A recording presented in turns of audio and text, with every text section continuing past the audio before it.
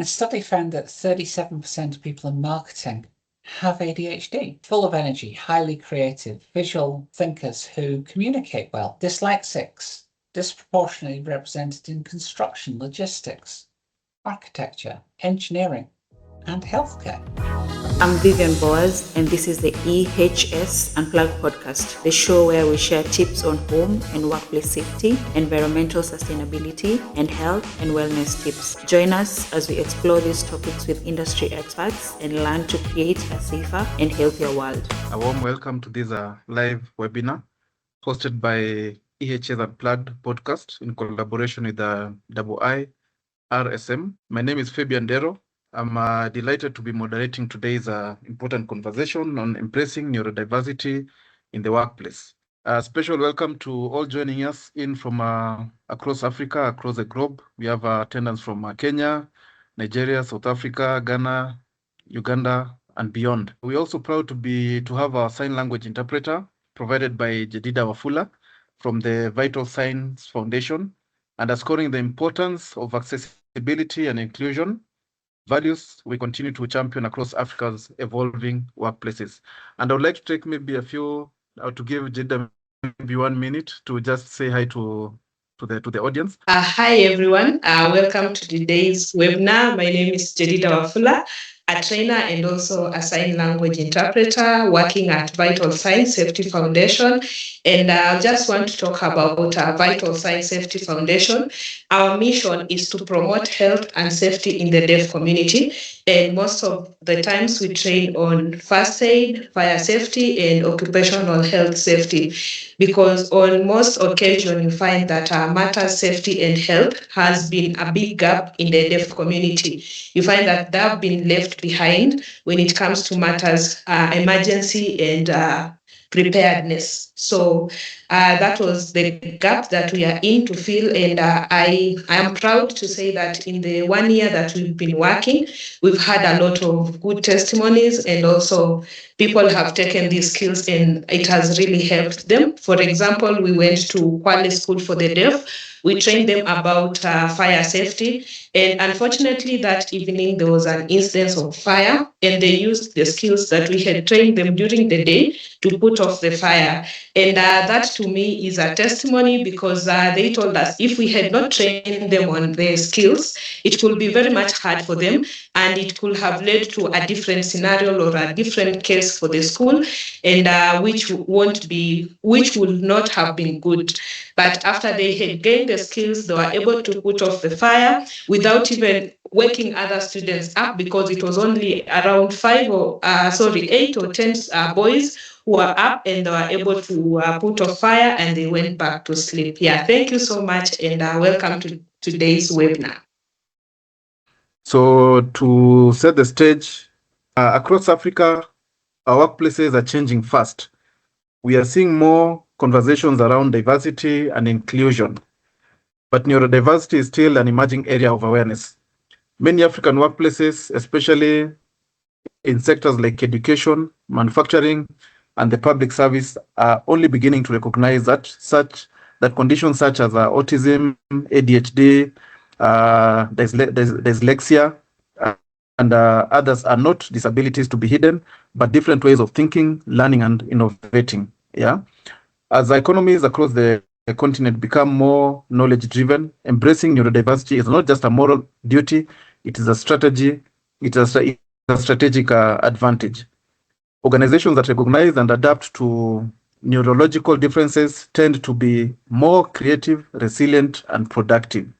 That's why today's discussion is so vital, not just for inclusion advocates, but for compliance leaders, HR professionals, educators, and business managers across Africa who are shaping the future of work. We are privileged today to have an incredible voice on this topic, someone who brings both global experience and a deep sense of humanity to the discussion. Ms. Rosie Russell, President of the International Institute of Risk and Safety Management. Welcome. So, thank you very much. It's a delight to be here today. Thank you so much for the invite, and welcome to everybody wherever you happen to be. Thank you very much. So Rosie's advocacy for neurodiversity is informed by both her professional journey and her lived experience. Rosie, we are truly honored to have you today. Welcome to Africa virtually. And thank you for being part of this dialogue that we hope will spark a wider movement across our continent. Thank you very much and good afternoon. So as has been said, I'm Rosie Russell, President of the International Institute of Risk and Safety Management. We are about 7,000 members across 90 countries. We take a very broad view of risk as it applies to people. We believe that fundamentally the risks in our organizations, in our communities and the world are so deeply connected as to be inseparable, which is why we say we are risk and safety management. Now, today I'm going to be talking to you about neurodiversity, and this is just another element of the workplace that is probably fairly misunderstood, but it also represents risks and opportunities to us all. Now, for many of us, we may think that neurodiversity has come almost out of nowhere. Where is all of this? Where has it come from? If you're finding this to be a new concept, you're in good company, because the term neurodiversity was first coined in 1999, so a little over 25 years ago. But it's not that it's actually that new. People go, well, where did it all come from? And I've got this little graph here to kind of illustrate what people are thinking of. Well, yes, okay, there must have been some neurodiversity before, but surely it's all just appeared from nowhere. Not entirely. It's actually about awareness. And that's why I'm putting up a graph here that's the history of left-handedness amongst Americans by year of birth. Well, it's not that there weren't left-handed people beforehand. It's that in an educational setting, people were forced to use their right hand and actually punished for being left-handed. Whereas when the scientific and education communities understood that this was just part of the diversity of the human condition, we stopped punishing it. And guess what? Those that were left-handed were allowed to be left-handed, and we find it's just under 12% of the global population are left-handed. In my own family, we're about 50% left-handed. So there is a genetic element here. But in terms of talking about neurodiversity, it's not purely a human condition. There's been recent work done taking a look at bees, and it turns out that whilst most bees respond to the waggle dance, which is when one bee has found some pollen for the bees to harvest, about 80% of the bees will then follow that bee to this new source of food. About 20% ignore it completely and head off quite deliberately in the other direction. They are the foragers. Now, there's no way of taking a look at two different bees and deciding which one's going to be going and harvesting, which one's going to be foraging. But we can see from a survival point of view, amongst bees, it's important to have both roles. So if even bees have different ways of thinking, so do we. Now, the first thing that I want to discuss before we start delving into different neurodiverse conditions is the concept of co-occurrence. In the same way as with physical illnesses, that it's possible to have more than one at the same time. Or in terms of your appearance, you have different aspects of your appearance all at the same time. The same happens with neurodiversity. What we have down the left-hand side is the primary diagnosis, and then off to the right, the chance in blue of a secondary diagnosis of that condition. So what we see is that somebody who is, for instance, dyslexic has about a 30% chance of also being autistic. about a 40% chance of being diagnosed with ADHD. There is an issue here to be thinking about, that these conditions do not exist in isolation. They are actually modified by the other conditions. And we'll see that as we go through. But what it does mean is, if you've met one neurodiverse person, you've met one neurodiverse person, because you can't generalize between different people who are neurodiverse. And I am personally one of that community. And I tend to describe myself as neurospicy, because like any good dish, I've got a sprinkling of different seasonings. So how common is neurodiversity? Well, the most common condition is dyslexia, difficulty with words. And it's about 1 in 10 people globally. It's still very misunderstood. For instance, I am dyslexic, but I read quite proficiently. Those two might not seem to go together, but where I struggle is with a thing called cluttering, and it's where you have a longer paragraph and sentences just seem to fall over one another.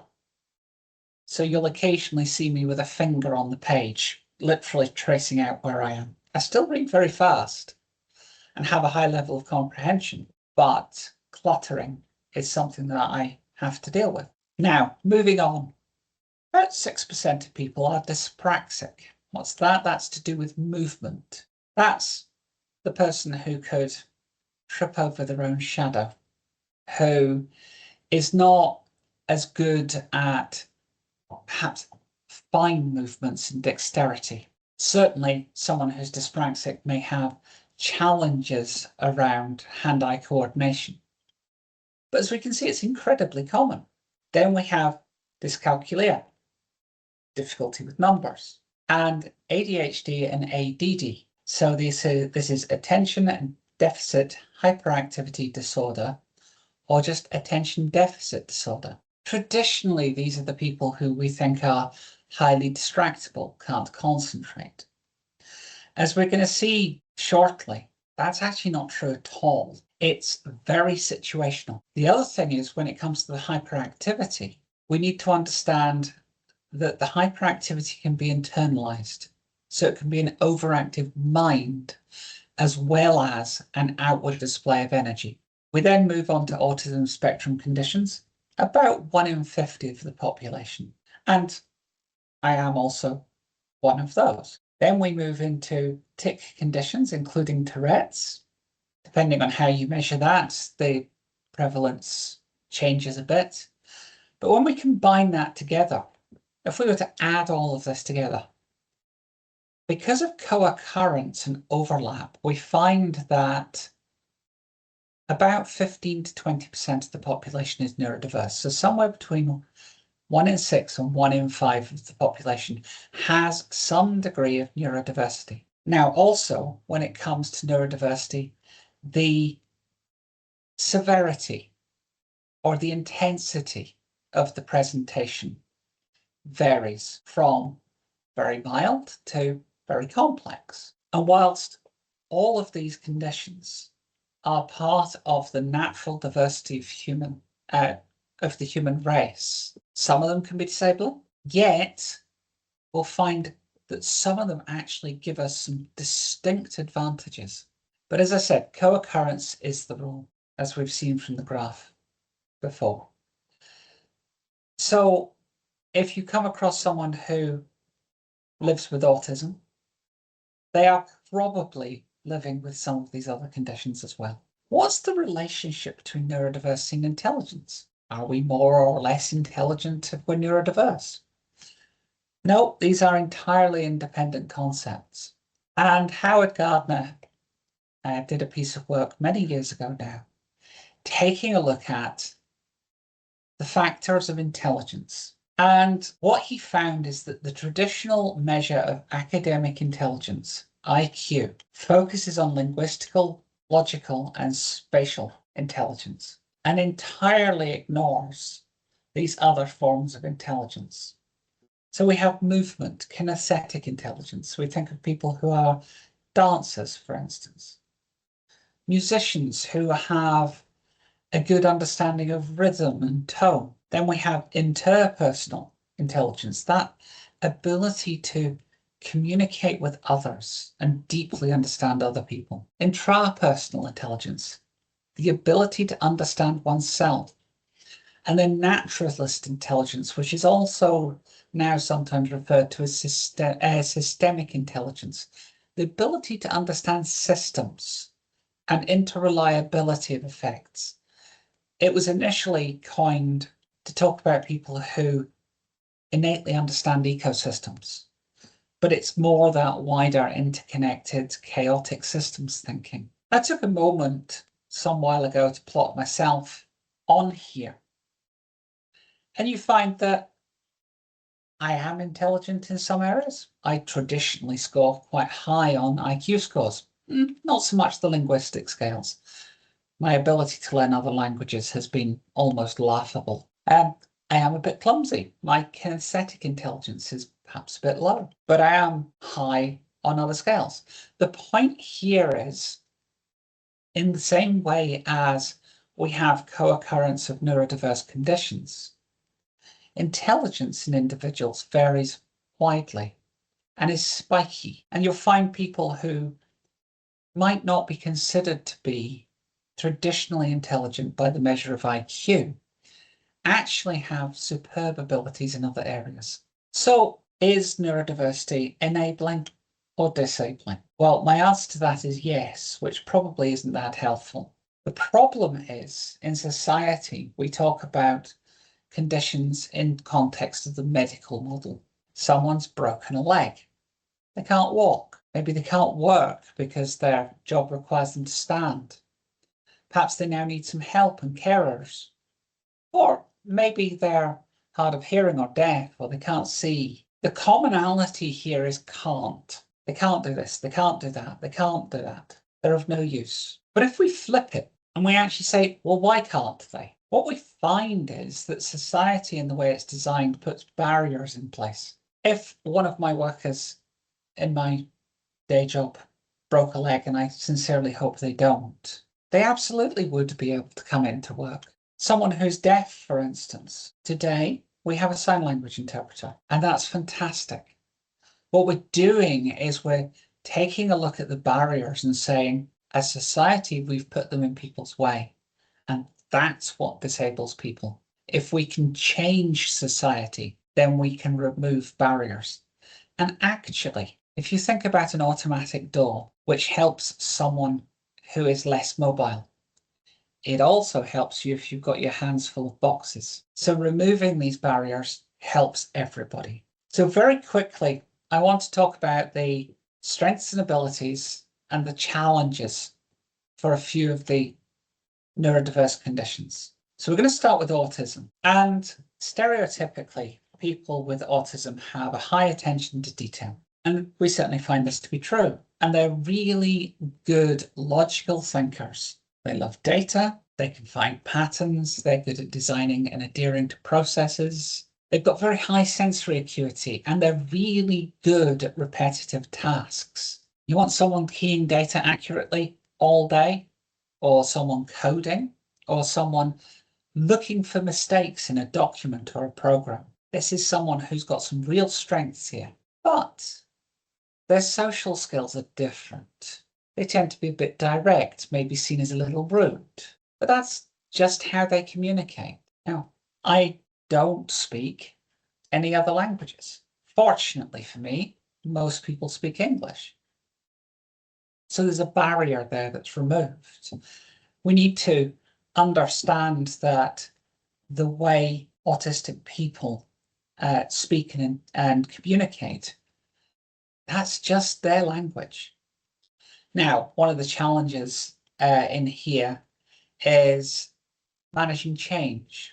Autistic people generally don't like things to change, especially if they're not involved or consulted. The other thing that's here is executive functioning. Now, executive functioning is our ability to plan and prioritize and shift our focus in the moment. Because the high attention to detail and the ability to concentrate, what they refer to as hyperfocus, Autistic individuals may need help with day-to-day planning, but that's fine, because actually what they bring to the workplace are a set of skills that other people might not have and could find useful.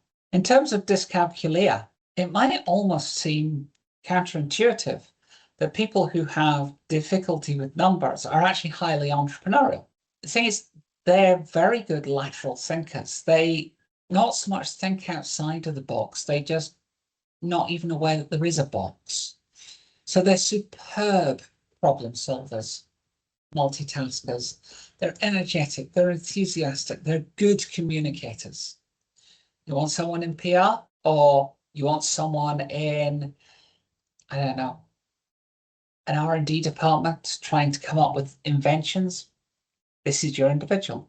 They're not great though at estimating distance, understanding maths.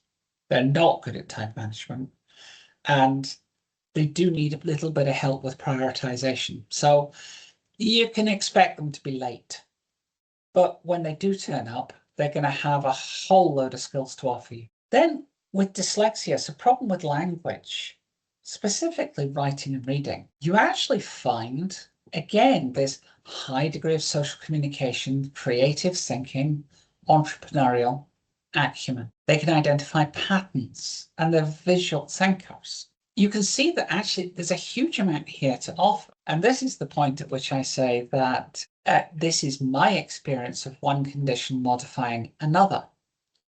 So I am dyslexic autistic. So I have enhanced communication skills from the dyslexia, which counteract some of the problems or societal barriers that I might encounter due to the autism. But someone who's dyslexic might need more time to read documents, might need a little help with report writing, might need a little help with prioritization and spelling and grammar. But there are an awful lot of aids out there now that can help with a lot of this. In terms of ADHD, lateral thinking, creative thinking, interpretation of numbers and shapes, graphs and illustrations. You want a communicator. Yeah, ADHD, great. But they are sometimes easily distracted. Now, I said this wasn't entirely true. People who have ADHD, like people with autism, can hyper-focus. The difficulty is they've got to be interested in what they're doing. And we're going to talk a little bit about niche construction in a minute, but niche construction for people with ADHD is really, really important, because if they are interested in what they're doing, they can have that laser focus, which is really useful in a workplace. Then finally, dyspraxia. So this is difficulties with movement. They're very creative lateral thinkers with good social communication skills, but physical coordination, spatial awareness, distance, not so great. And then Tourette's. They actually are superb prioritizers, really innovative thinkers and really creative. Trouble is they don't get on so well with other neurotypes, and they have lower inhibitory control and some communication challenges, and they need to move. So that's a very quick tour through the main neurotypes. But as I said, we have to exist in society as it is, and that can take effort. And it can take effort because we're trying to adapt to the normies, the neuronormative people. And that puts a cognitive load on people with neurodiversity, which results in about 70% of neurodiverse individuals suffering from poor mental health. And to put that into context, a lady called Christine Miserando wrote an essay called Spoon Theory. She actually lives with a chronic illness, lupus. She's not neurodiverse. But she was trying to explain to a friend that she was having lunch with that she has to budget her energy. And she grabbed this pile of spoons that was sitting nearby, and she held them up. And she said, getting up in the morning, having a shower, brushing my teeth, getting dressed, 2 spoons. Getting to work, 1 spoon. Half a day's work, 4 spoons. Socializing at lunchtime, 2 spoons. Afternoon of work, 4 spoons. And she was using this, saying that, by the end of the day, her hand is empty. There are no spoons. And at that point, effectively she has to go to bed. Now, you can borrow some spoons for tomorrow, but that means you've got less spoons to use tomorrow. It means for her that downtime, rest, recharging, it's vitally important that she gets time to wash up her spoons and get them ready for the next day. And it's the same for people with neurodiversity. We have a limited energy budget, some of which we spend trying to mask, trying to appear normal. And actually in the workplace, that's not helpful. Would you not rather people were spending their spoons being creative and productive? So then that becomes incumbent on those who are neuronormative to start to accept difference. And if I give you another analogy that might help you understand this, I'm sure some of you would describe yourself as night owls. Now, I don't understand you because I'm a morning lark. I'm typically awake at 5 or 6 o'clock in the morning and I do my best work in the mornings. But the poor night owls are having to work on my schedule because the world was designed by morning larks. Because it turns out that whilst night owls are more creative and intelligent on average, morning larks are more organized. So we designed the world. So there are some principles around neurodiversity, and we need to stop thinking of the brain as a machine. It's not, it's an ecosystem. And in the same way as if a plant was not doing well in one corner of the room, you'd move it, you'd nurture it, you'd care for it. We have to do the same for our brains. It needs a niche. As we've already seen with intelligence, human brains and human beings exist along continuums of competence, and that human competence is defined by the culture to which you belong. We judge other people by what is valued by our society. So if what is valued is the ability to connect with others, then if you are very good at that, you'll be seen as being highly competent. If you're not, you won't. So whether you're disabled or gifted largely depends on when and where you were born and what is valued by your community. Now, for neurodiverse individuals, success in life is based on adapting your brain to the needs of your surrounding environment. Now, we see this evolutionary, that certain animals or certain plants have evolved to exist in certain settings. But we can do a degree of modifying our surroundings to fit the needs of our unique brains. We do call this niche construction. And a lot of that is about where you choose to be in society, what job you choose. Or in my case, for instance, where my desk is. I have a nice quiet corner of the office that has low lighting. And I have a desk lamp so I can control that. It's also a quiet corner of the office where I'm interrupted less. So I have created my own little niche. Also, in terms of my career, I'm working in a career that is very data-driven, but also is quite conceptual, and that suits me. But interestingly, we find that when we create that niche for a neurodiverse individual, it takes a mental load off. So not only does their mental health improve, it also gives more resources for the neurodiverse individual to then adapt to those around them. So it actually allows for a degree of adaptation without too much mental load. In terms of finding their niche, a study found that 37% of people in marketing have ADHD. If you think full of energy, highly creative, visual thinkers who communicate well, it's not a surprise. We find dyslexics disproportionately represented in construction, logistics, architecture, engineering, and healthcare, because they're very spatially aware, they're very good at pattern recognition, they're good at communication. And nurses who are dyslexic often spot things that are going wrong with a patient long before the doctor ever gets there. We also find a lot of dyslexic in arts disciplines, and autism massively overrepresented in technology and biotech I work in a pharmaceutical company for my day job. We're not representative of the global population. If we were, we'd have 2% of people with autism in the company. We've got an awful lot more than that. But hopefully, as I've shown you, the barriers to performing as a neurodiverse individual or someone with any condition that might limit you in some way, the barriers come from the workplace, the work culture, and the work design. So we need to think about how our workplace impacts the people who work there. For instance, an open plan, noisy, bright office with a lack of privacy, I would find debilitating. Nice quiet corner where I can get on with things, I'm highly productive. But then if the culture went, oh, why is she sitting over there? Come on, you need to sit in the middle of the office. Well, no, actually the work culture needs to understand that we're all slightly different. And actually what's important is output and quality of work, not how someone chooses to set up their environment,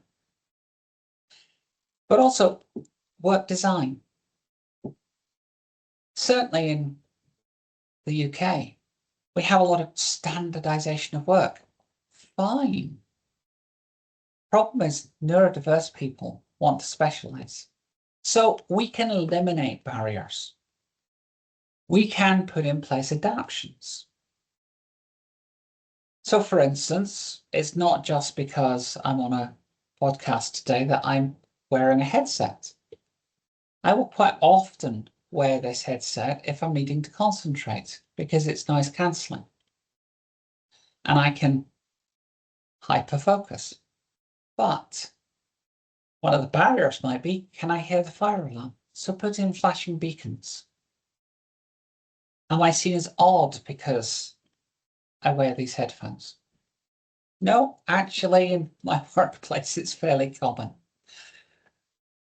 But we can redesign the work. We can do things like tinted screens to reduce the amount of blue light, which might be hampering some people. Some people might need a specific color filter. So we can do quite a lot in the workplace. And there's some really good guidance out there. There's a free to download document called PAS 6463. And it's about designing buildings with neurodiversity in mind. But when we think about our workplaces, we need to think about variety of spaces. For those of us who do more desk-based, office-based work, making things available such as dictation software, screen reading software that can read documents to you, diary and planning tools and training, headphones, just making all of these available to anybody who wants them increases productivity. Because dictation software, for instance, wasn't initially envisaged or designed for people who are dyslexic. It was designed as a productivity tool for doctors so that they could dictate their notes faster. A lot of these were designed as productivity tools. We need to stop thinking about them as adaptations because most of them are fairly reasonable in terms of the cost. And the productivity boost you get back from having them available far outweighs their cost. In terms of role, let people specialize, adapt job descriptions, make sure they're clear, make sure you're communicating clearly. For instance, someone with ADHD, if you give them a long list of verbal instructions, they will have forgotten the first ones by the time you get to the end of the list. Someone with autism will probably have a lot of questions and will have forgotten your list by the time they've asked all their questions. So put things in writing, then talk through it.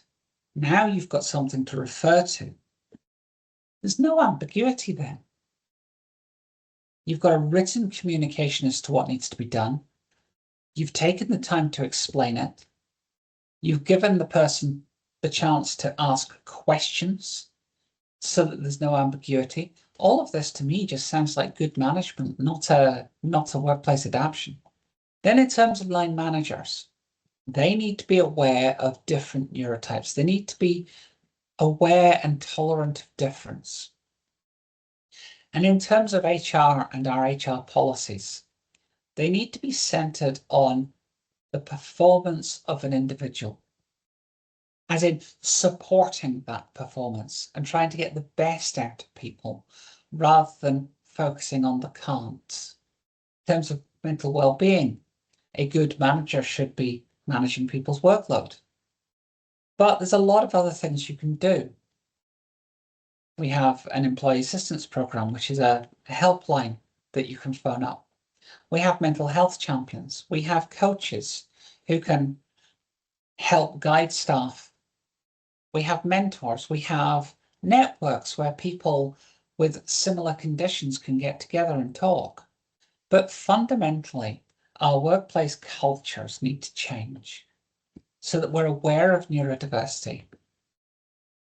We're not an interrupt by default type of workplace, because someone who's hyper-focusing can take quite a while to get back to the same level of concentration as they were.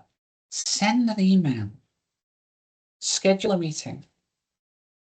Don't just walk up to somebody and tap them on the shoulder. You might be destroying their concentration. But fundamentally, we need to be tolerant of individuals' differences and routines. And just accept that's the way they are. So that individual has the same thing for lunch every single day. If they like it and it's not making them ill, is it really a problem? So that's a little bit of a tour through neurodiversity. But there's a bit of a so what question. So what? Why should we do all of this? Well, there was a study published some years ago that found where teams were aware and tolerant of neurodiversity and included a mix of neurotypes, they were about 30% more productive than the teams that were entirely neuronormative or didn't acknowledge neurodiversity. That's a competitive edge right there. For a fairly small amount of money and a small amount of work, we can make our organizations neuro-inclusive and actually get the best out of people and focus on the cans. They can do this, not what they can't do. Thank you very much. We've looked at different ways you've opened our eyes into understanding the concept of neurodiversity and relating it to our work environments. And thank you very much for this. It was very insightful. You've truly helped us to unpack what this really means in very practical terms. Why should we invest time accommodating neurodiverse individuals? Well, there was a study published some years ago that showed that teams that included neurodiverse individuals and accommodated their differences were about 30% more effective, more productive than teams that were entirely neuronormative. Now, for me, that right there is a competitive edge. Neurodiverse people bring specialized skills that the rest of the team do not have. We think differently. We see things differently. If we can be accommodated into teams and valued for the difference that we bring, we will drive ideas. So that's all I've really got to say, apart from, does anyone have any questions? Any questions? Please feel free to ask. You can raise your hand. You can use the chat box to look at how we can create a neuro-inclusive environments that unlock everyone's potential, which has been brought out very clearly. So I can see one question from Akpobi, very educative lecture. How can government and NGO integrate this into a workplace, especially in West Africa? We need to start with awareness.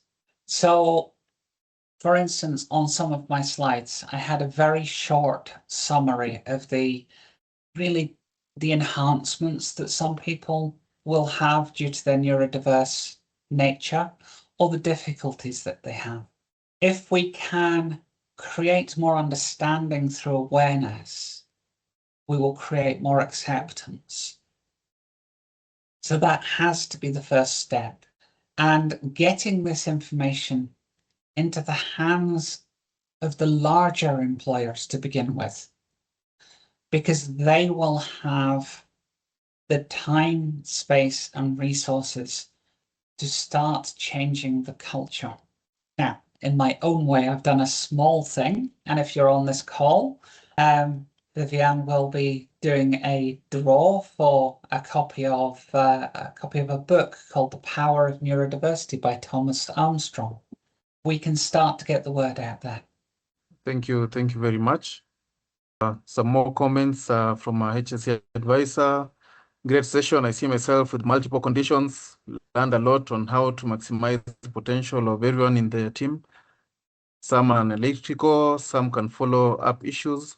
Yeah, thank you very much for that comment. Dr. Angela, very educative integration of safety and health in the workstation. My concern is home setup.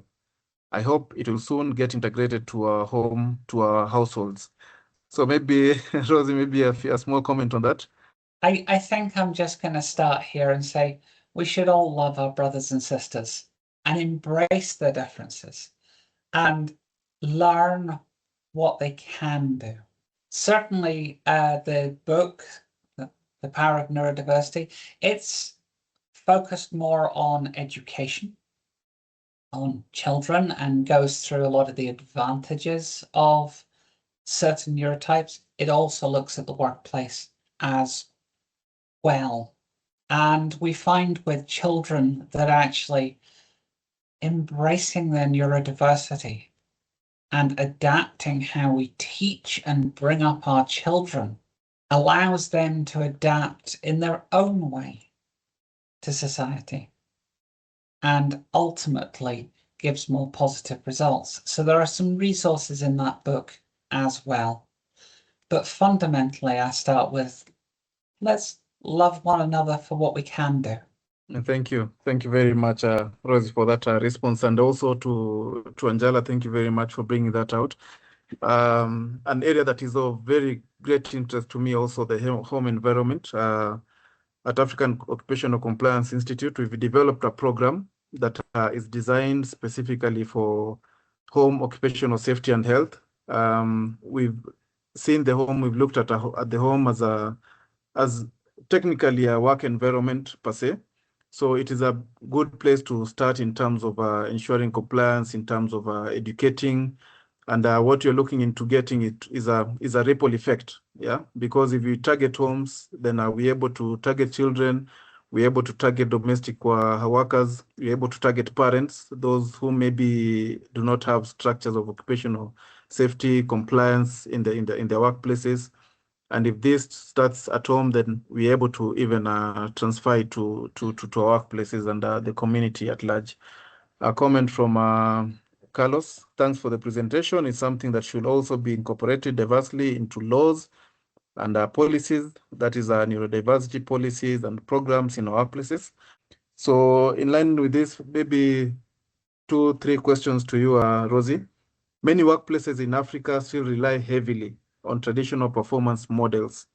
How can leaders redesign this to better recognize neurodiverse talent? Well, I covered it a little bit in my talk, but allow for specialization. One of the things with different neurotypes is special interests are very powerful. And if you have an individual that is particularly interested in a part of what a department does, perhaps they're even good at something that the rest of the department aren't that interested in, allow for the specialization. You will reap rewards as a result of that. But the same with children, nurturing their special interests allows them to form their intelligence around that in a safer space. Now, I have experience of some friends who worked in a pensions company, and there's one particularly technical bit of it, which is transferring pension money internationally. It's fraught with legal difficulties. But there was an individual there, that's all they did. And whenever the team got a case like that come through, hand that off, because it'll be done well by the neurodiverse individual. And there was enough work within the team overall to allow for that specialization. Equally, that individual wrote the book on how to do it, wrote the manual for the organization, because excellent systems thinker, excellent problem solver. And they were probably doing the work of 3 other people because they were allowed to specialize. Nice. Thank you very much. And I can see comments. How can managers support these individuals to reach their full potential? As a manager, same as if you're a parent, you have to understand your employees. What that actually means is you need to be a slightly different person for every employee you've got. They've got different communication preferences, they've got different skills, different emotional needs. A good manager will understand that and flex, not necessarily a huge amount, but make that interaction a little easier. So a good manager should be taking the time to understand their staff. And if you do that and take a step towards them, they will take a step towards you. Yeah, thank you.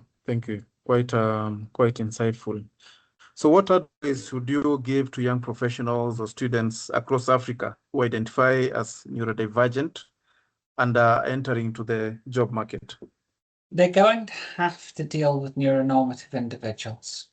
So finding a way of working for them will require a bit of adaptation to the people that they're working with, but at the same time, it's not unreasonable to expect accommodations. And bear in mind that very high degrees of talent in some areas come with neurodiversity. You're probably going to be in demand. So be picky on your employers. Be a bit demanding, because you're giving them something. Yes, they're giving you something back. We're on a trade here for skills and money. But, you can choose who you work for, especially if you're working in, a very intellectual role. But also in terms of the profession you choose something that feels more comfortable. You'll find it easier and you'll do better as a result. Yeah, thank you very much. I was just having a conversation with Vivian a couple of hours back, and we were looking at what employers really look at, and in terms of qualifications and in terms of other skills that are personal. So it's good that this point is coming out very clearly. A comment from Wanja: such an eye-opening session. Inclusion is about understanding, empathy, and adapting to different ways of thinking and working. What I will say to everybody on the call is I am very easy to find on LinkedIn. So please find me, connect.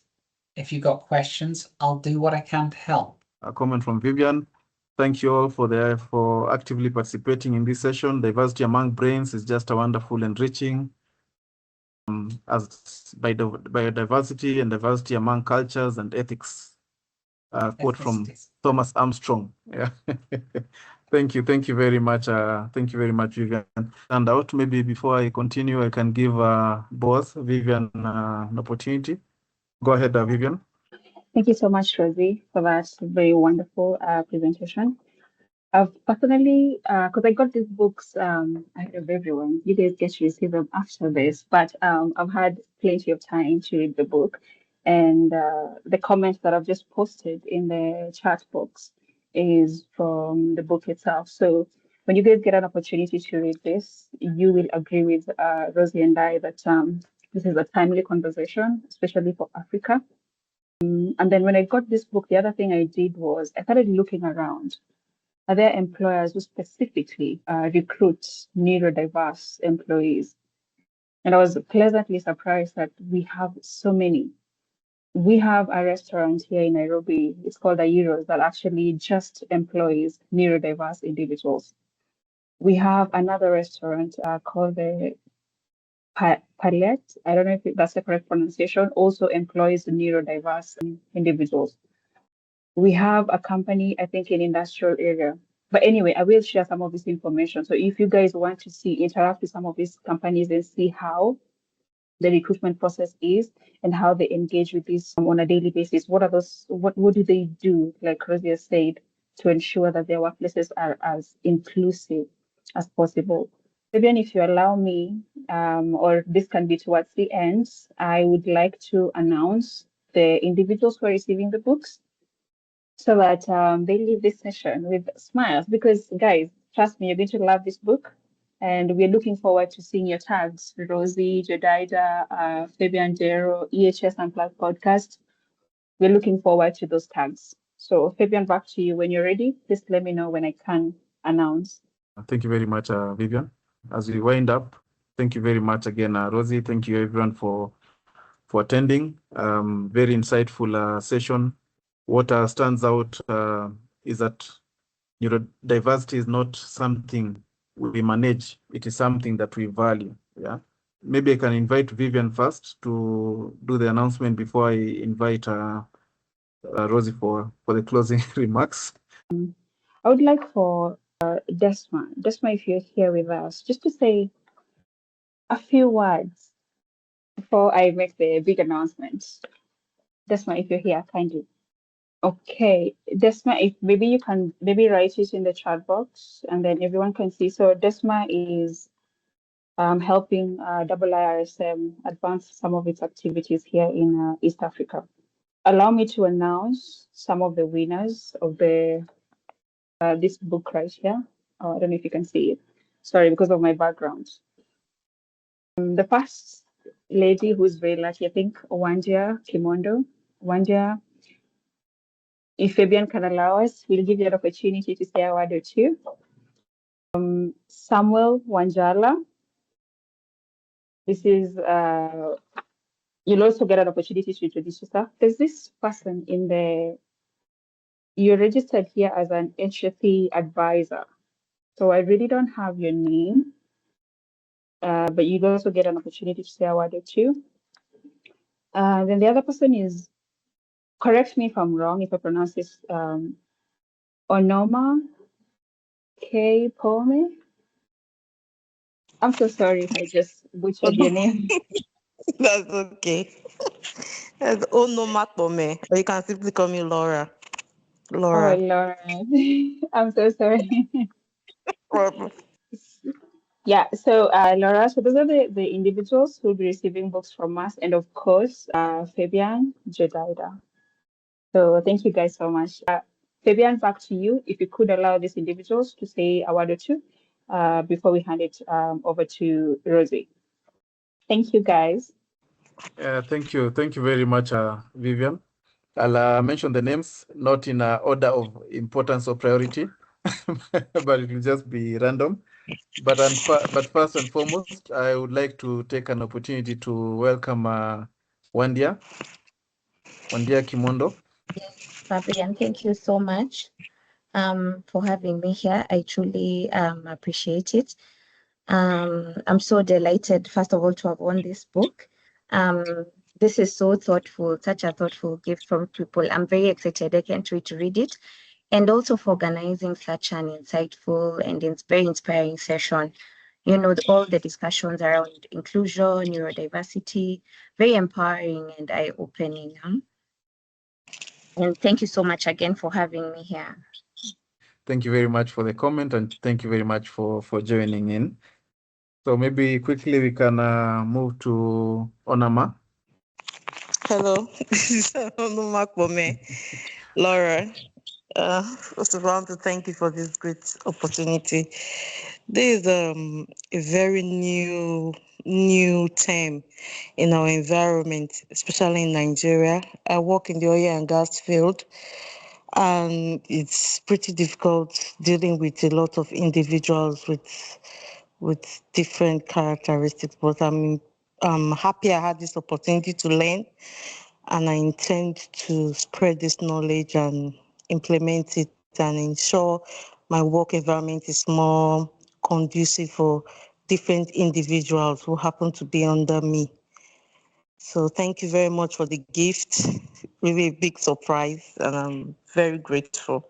Very, very grateful. Thank you. Thank you. Thank you. Thank you very much. And thank you for your comments, and thank you for participating and logging in. Maybe I'd like to give Wanjala an opportunity again if he's available. Kindly unmute and you can proceed. Yeah, thank you for the gift. I'm eager to learn about it because it is something we need to dive into. And thank you so much. Thank you. Thank you very much, Wanjala, and thank you for creating time to attend this session. A quick read of a comment from Harriet Ajema. There's an ongoing discussion at NCPWD on neurodiversity inclusion in Kenya, and a draft policy is being worked on. Perfect. Thank you for that information. And finally, I would like to maybe give Rosie a final opportunity to say something. Perhaps one message for African leaders looking to make neurodiversity part of the organization's DNA and to the audience in general. So, Rosie, over to you. I would like to give you the platform to say a final word. Thank you. For me, neurodiversity is part of the beautiful diversity and range of differences in humanity. Someone who is neurodiverse thinks differently, but that may provide the answers that you're looking for when you've got intractable problems that you've been struggling to solve. Neuro-inclusion might just be the competitive advantage that you need to unlock different ideas and different ways of working. Neurodiverse individuals can bring superpowers into your teams and make them far more effective. Certainly in the technology sector, we see this, and a lot of our firms could not operate without our neurodiverse individuals. Recognizing that and supporting that means you'll get even more out of them. So thank you so much for coming along and taking time out of your day to listen to me and to engage in this. To those of you who are getting a copy of the book, well done. Read it, share it. And I have no doubt that I'll see you again at some point. Connect me on LinkedIn. I'm very open to chat to people. Thank you very much, Rosie. I wrote something down to conclude. Maybe I'll just read it out. I'll just read it out for this one. Thank you, Rosie, for your inspiring contributions, and thank you, Jedida, for ensuring our discussion remained inclusive and accessible throughout. I also extend appreciation to the EHS Unplugged podcast team for hosting this platform that continues to elevate voices, driving occupational excellence across Africa. As we close, I want to leave us with one thought. Inclusion begins when we listen differently. When we embrace neurodiversity, we are not only opening doors for others, we are opening doors for better innovation, empathy, and collaboration in our workplaces. So I am Fabian Dero from African Occupational Compliance Institute, and it's been an honor to moderate this session. This very important discussion. I want to take this opportunity to thank all of you, and thank you all for joining, and let's continue being inclusive and thrive and building thriving workplaces. Thank you very much, everyone. Thank you.